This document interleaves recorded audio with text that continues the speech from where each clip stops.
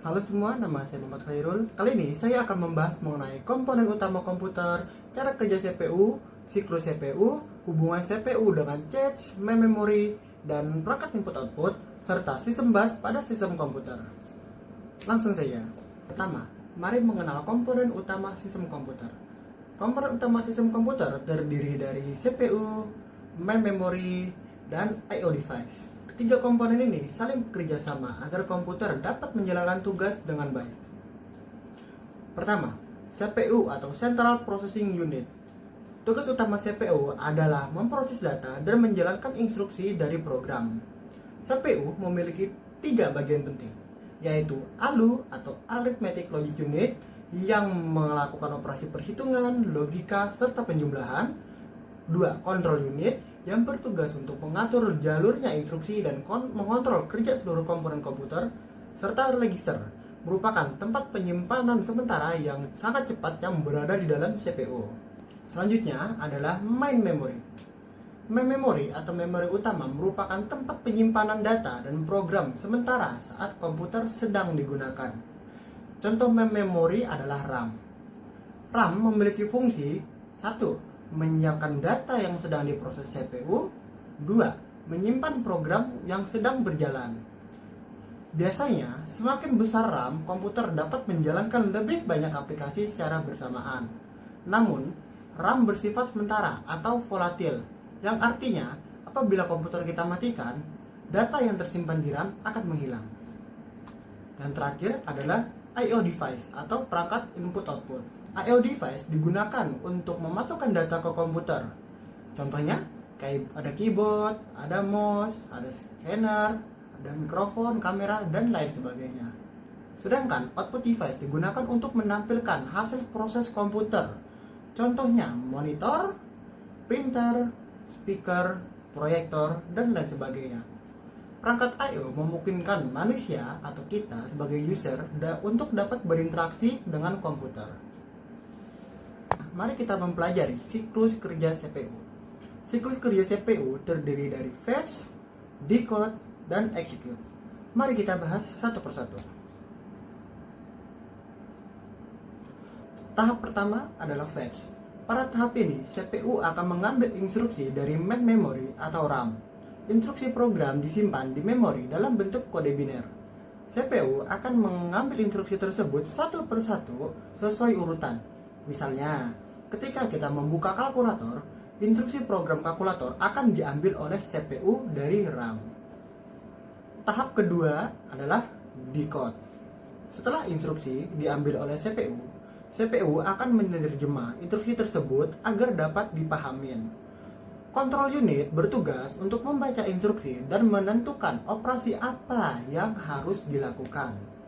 Contohnya, apakah CPU harus melakukan penjumlahan, memindahkan data, atau menampilkan hasil ke layar. Tahap terakhir adalah execute. Pada tahap ini, CPU akan menjalankan instruksi yang telah diterjemahkan sebelumnya. Contohnya, melakukan perhitungan, menyimpan data, atau mengirim hasil ke monitor. Setelah proses execute selesai, CPU akan mengulang kembali siklus fetch, decode, dan execute secara terus-menerus dengan sangat cepat. Kecepatan proses ini bisa mencapai miliaran instruksi per detik. Menakjubkan, bukan? Agar komputer bekerja dengan cepat dan efisien, CPU perlu bekerja sama dengan cache, memory, dan perangkat I/O. Mari kita bahas. Pertama, hubungan CPU dan cache memory. Cache memory adalah memori yang berukuran sangat kecil tetapi sangat cepat. Letaknya berada di dekat CPU. Lalu, apa fungsinya? Fungsi cache adalah menyimpan data yang sering digunakan CPU agar proses akses lebih cepat. Tanpa adanya cache ini, CPU harus mengambil data dari RAM yang kecepatannya lebih lambat. Dengan adanya cache, waktu akses akan menjadi lebih singkat, performa komputer meningkat, dan kerja CPU menjadi lebih efisien. Selanjutnya, hubungan CPU dan main memory. CPU membutuhkan main memory dan RAM untuk menyimpan data sementara. Saat proses dijalankan, data dan instruksi akan dimuat ke dalam RAM. Lalu CPU akan mengambil data tersebut untuk diproses. Jika RAM terlalu kecil, komputer bisa menjadi lambat karena CPU harus menunggu data tersedia. Karena itu, kapasitas RAM sangat mempengaruhi performa komputer. Terakhir, selanjutnya, hubungan CPU dan I/O device. CPU harus berhubungan dengan perangkat input dan output. Contohnya, keyboard untuk mengirim data ke CPU, lalu CPU memproses data tersebut. Kemudian hasilnya akan ditampilkan ke monitor, seperti saat kita sedang mengetik di Microsoft Word atau Notepad.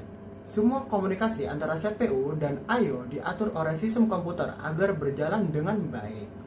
Terakhir, bagaimana cara semua komponen tersebut dapat saling berkomunikasi? Disinilah pentingnya sistem bus pada komputer. Sistem bus adalah jalur komunikasi yang menghubungkan CPU, memori, dan perangkat lainnya.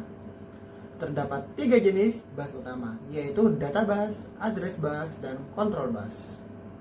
Mari kita bahas satu persatu. Pertama, ada data bus. Data bus digunakan untuk mengirim data antara komputer antar komputer.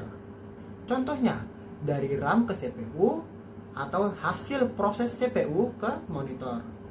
Semakin lebar data bus, semakin banyak data yang dapat dikirim dalam satu waktu. Yang kedua, address bus.